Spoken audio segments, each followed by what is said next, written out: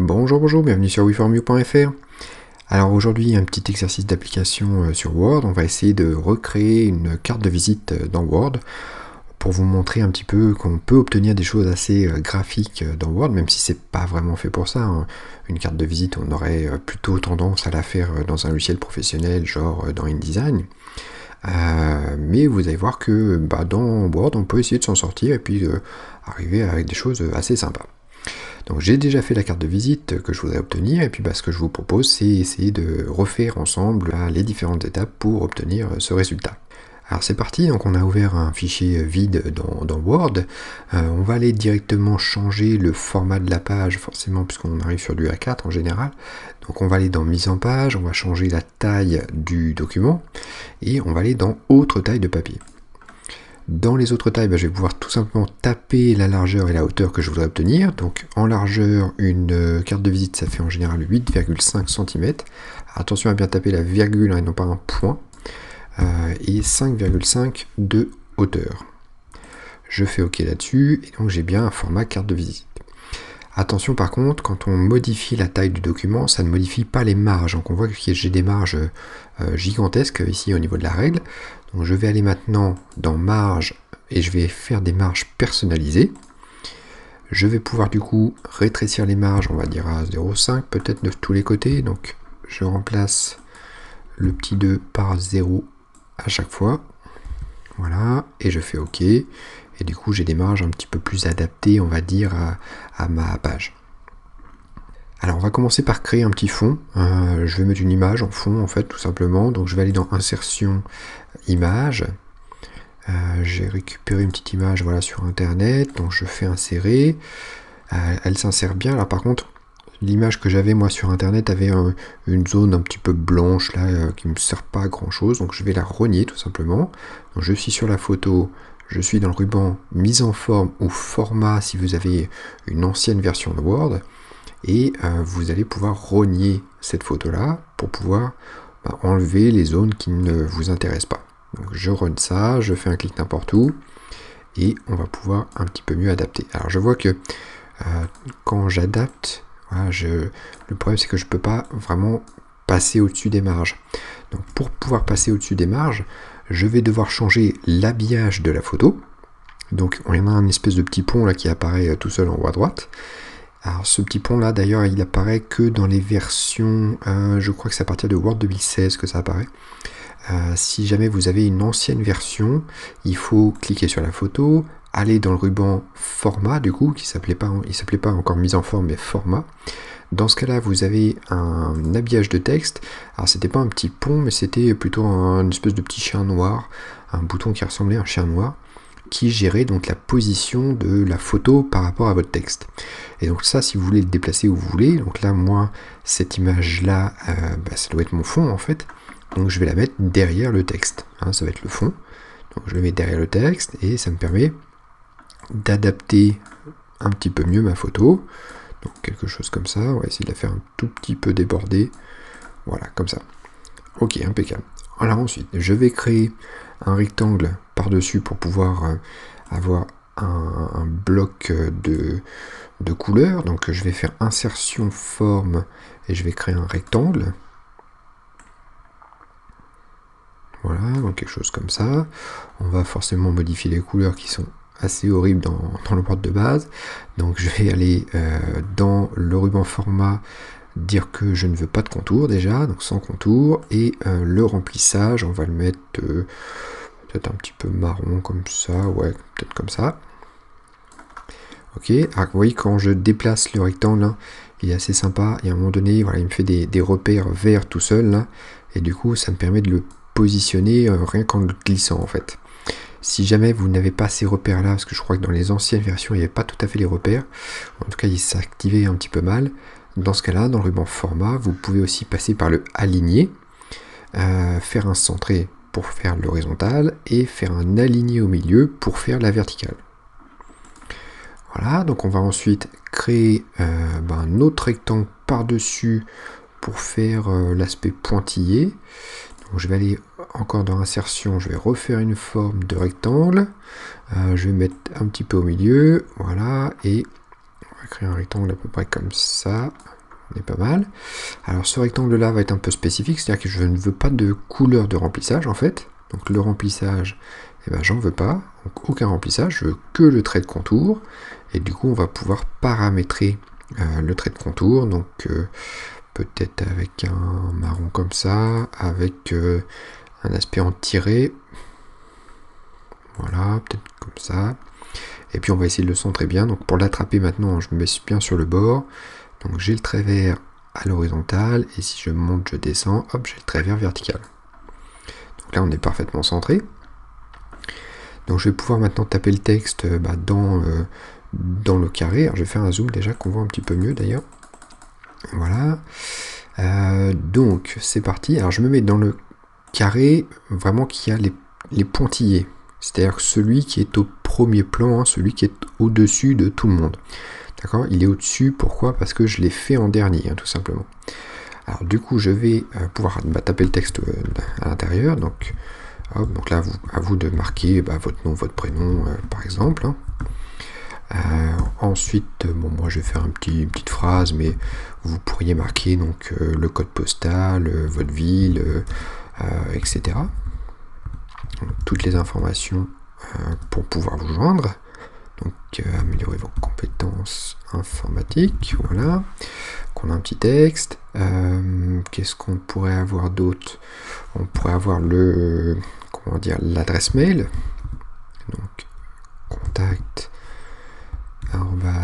@wiformyou.fr. Donc ça, vous pouvez écrire à cette adresse-là. C'est une vraie adresse, donc là je reçois les mails sur cette adresse-là si vous avez des questions. Et puis on va inventer un numéro de téléphone, donc un 01, 02, 03 et 04. Voilà. Alors petite chose sur l'adresse mail, on voit que ça l'a tout de suite modifié en bleu, parce que dès qu'il repère une adresse mail, il crée un lien hypertexte. Donc on va faire un clic droit dessus et on va supprimer le lien hypertexte. Du coup, le texte redevient comme à la normale. Et puis nous, on va pouvoir travailler un petit peu les couleurs du coup. Donc je vais aller dans l'accueil. Je vais prendre, je sais pas, quelque chose comme ça peut-être un peu plus light. Voilà. On va essayer de transformer un petit peu les textes. Lui, je vais lui transformer la police. On va prendre la police Oswald. Voilà. Lui, on va lui mettre une police un petit peu plus sympa. Quelque chose comme ça, on est pas mal. Lui, on va lui mettre une police un peu plus fine. Peut-être la Roboto. Ouais, on est pas mal ça. Par contre, niveau des tailles de texte, on gérera après. Le chiffre, on va le mettre comme lui. Donc c'était du Dancing Script. Ok. Donc, ça fait des chiffres un petit peu plus sophistiqués, on va dire. Et puis on va essayer de gérer les espacements entre les lignes. Donc pour ça, je vais sélectionner ces deux lignes-là, par exemple. Je vais aller dans mise en page et je vois l'espacement après. Donc je vois qu'il y a 8 points à chaque fois d'espace après l'entrée. Donc on va le remettre à 0, tout simplement. Ça va recoller les lignes. Lui, je vais faire pareil, remarque. Voilà. Par contre, sur le contact, on va faire de l'espacement avant pour espacer un petit peu les deux blocs. Ok, on est pas mal. On va rétrécir un petit peu ce texte-là. Et puis, on va souligner peut-être la petite phrase. Donc, je fais un soulignement et je pourrais changer la couleur du soulignement. Tiens, d'ailleurs, le petit triangle, couleur de soulignement. Donc, je vais prendre une autre couleur, moi. Je voudrais prendre le orange qui correspond à mon logo. Alors, les chiffres du orange, il faut que je les retrouve. C'est du 255. 153, 51. Voilà, ok. Voilà, du coup je retrouve l'orange qui m'intéresse. Et puis il n'y a plus qu'à mettre le petit logo quelque part. Donc c'est parti. Alors, petite chose sur le logo par contre, vu que c'est une image et qu'on est dans des rectangles déjà, Attention à ne pas mettre l'image dans le rectangle. Alors pourquoi?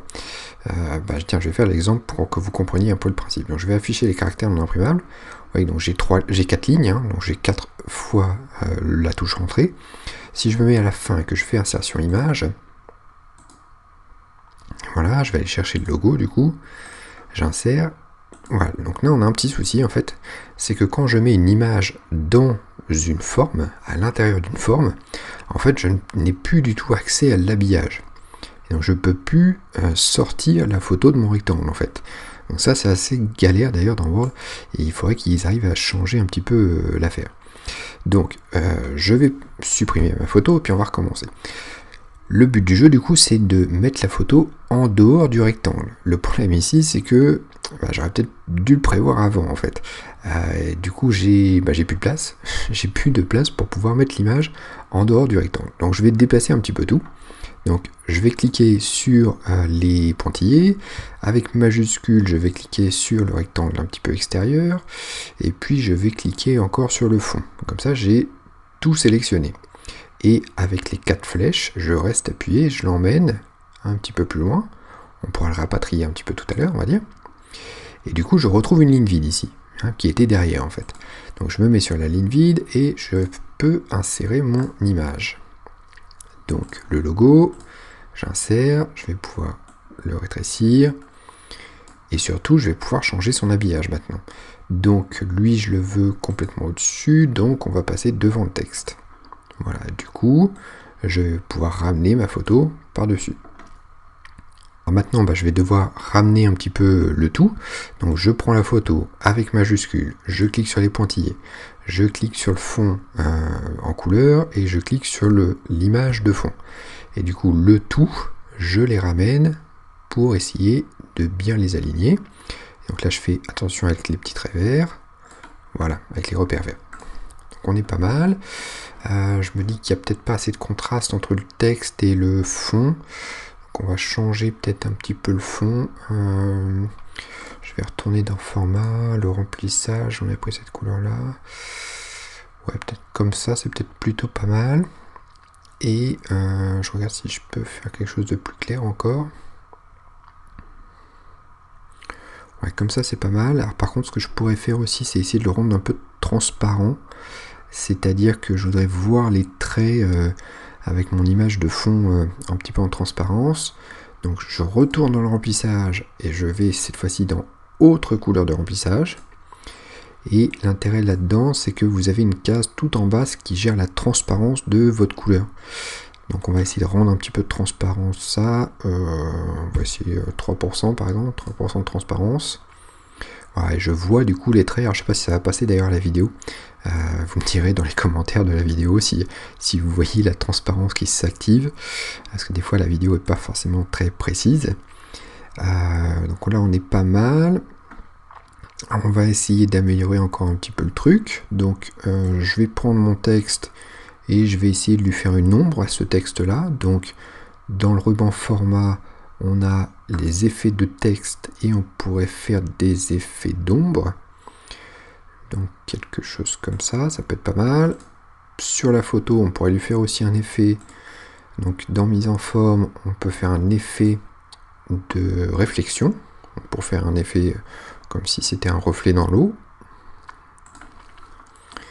Voilà, et puis on va peut-être mettre la phrase en gras. Donc je vais sélectionner ma phrase en gras. Et lui, je vais le mettre dans une couleur peut-être un petit peu plus foncée. Voilà, que ça ressorte bien. Voilà, donc si j'enlève maintenant les caractères non imprimables, donc dans accueil, j'enlève les espèces de notes de musique là, et je fais un petit clic n'importe où. Donc voilà le résultat. Si je fais fichier imprimé, on a un résultat plutôt sympa. Qu'est-ce que je pourrais... je pourrais rajouter une petite ombre quand même sur le rectangle pour donner un peu de profondeur. Donc sur le rectangle du fond, je vais aller dans format et on va rajouter un effet d'ombre. Alors il faudrait une ombre sur tous les côtés, donc ça serait celui du milieu. Ok. Et puis par contre je trouve que l'ombre est un peu grosse, donc on va recliquer dessus, on va retourner dans les effets d'ombre et on va aller dans options d'ombre pour gérer un petit peu mieux. Donc on va essayer de baisser peut-être le flou, de baisser un petit peu la taille, et là on est plutôt pas mal. Ok, voilà, donc ça fait ressortir un petit peu le carré du milieu. J'ai l'impression qu'on n'est pas très centré par contre, donc ça me plaît pas. On va resélectionner les deux rectangles et on va aller faire le aligner, centré et aligner au milieu. Donc ça, ils se sont centrés les uns, tous les deux en fait, ils se sont centrés les uns par rapport aux autres. Si maintenant je fais un groupé, donc ça veut dire que mes deux carrés, mes deux rectangles ne font qu'un seul objet, du coup je pourrais aligner encore, centrer et aligner au milieu. Du coup là ça me centre complètement mes deux rectangles. Donc maintenant ma petite photo, on va pouvoir peut-être la recaler bien. Et on est pas mal. Ok, donc à l'enregistrement. Donc si je fais fichier enregistrer sous, on va le mettre dans le dossier carte de visite, on va l'appeler carte 2. Voilà, parce que j'en avais déjà fait une autre pour pouvoir tester. Donc je l'enregistre en fichier Word, ça pas de problème. Maintenant, si vous voulez imprimer cette carte de visite là, je vous conseille vraiment de passer par des imprimeurs professionnels. Donc soit vous connaissez un imprimeur à côté de chez vous et donc vous lui donnez votre fichier, soit vous allez sur des sites internet spécialisés dans l'impression par exemple de cartes de visite, hein, on les connaît tous, hein, il y a la pub qui passe sans arrêt à la télé. Je fais pas de pub moi-même, mais vous voyez de quoi je parle. Donc je vous conseille vraiment de passer par ces sites là. Vous avez, je sais plus, vous allez avoir 150 cartes de visite d'un seul coup avec un bon format de papier, avec une découpe intéressante. Je vous conseille vraiment pas d'imprimer chez vous parce que déjà quand on a une imprimante de bureau, vous avez une marge de 0,5 par défaut en général sur les imprimantes de bureau. Ça n'imprime pas jusqu'au bord de la feuille, ce qui fait que peut-être que vous ne verrez pas la partie complètement à gauche et puis la partie en haut. Ça risque de vous découper votre carte de visite alors qu'on ne le voudrait pas. Et puis surtout, si vous avez une imprimante en jet d'encre, les imprimantes jet d'encre gèrent très mal tout ce qui est ombre. Donc je vous conseille vraiment de passer par un imprimeur professionnel. Ça coûte pas très cher. Pour les cartes de visite, vous allez en avoir pour, je sais pas, peut-être 15 € pour avoir 150 cartes de visite peut-être. Et encore, je suis même pas sûr que ce soit à ces prix-là. Si jamais vous voulez passer donc par un imprimeur professionnel, en général sur les sites internet, vous devez envoyer le fichier PDF. Donc un fichier Word par contre ne sera pas lisible. Donc je vous conseille vraiment de transformer votre fichier en format PDF. Donc pour ça, vous retournez dans le fichier, vous faites un enregistrer sous, vous changez le type de fichier, vous le mettez donc en format PDF. Alors si vous êtes comme moi dans la dernière version de Word, il faut aller dans autre option si jamais vous voulez ouvrir la fenêtre complète. Et dans ce cas-là, vous pouvez modifier le taux de compression finalement du format PDF. Donc soit vous êtes en standard qui sera valable donc pour l'impression, soit vous êtes en taille minimum si jamais vous voulez mettre votre carte de visite sur internet. Donc moi je vais la laisser en standard si je veux l'imprimer. Et donc je fais enregistrer. Voilà, donc je vais aller chercher le résultat sur un autre écran. Voilà, donc là il ouvre le fichier PDF et du coup je vais pouvoir zoomer, donc CTRL et la roulette. Donc du coup on a quelque chose comme ça. On a un PDF plutôt sympa. Donc je vais fermer le PDF. Donc c'est ce fichier là que vous pouvez envoyer du coup sur le site de l'imprimeur. Voilà, on s'arrête là-dessus pour la création de notre carte de visite. Vous pouvez aussi, pourquoi pas, m'envoyer des petits résultats si vous avez essayé de créer votre carte de visite. Essayez de m'envoyer les résultats, ça fait toujours plaisir de voir ce que vous avez obtenu et de voir ce que vous pouvez arriver à faire. Puis pourquoi pas, si il y a vraiment des résultats jolis, je les publierai sur le site WeFormYou, ça peut être intéressant. J'ai créé aussi un groupe Facebook dans lequel vous pouvez vous inscrire pour pouvoir discuter, poser des questions avec les autres abonnés. Voilà, je vous dis à bientôt pour une prochaine vidéo.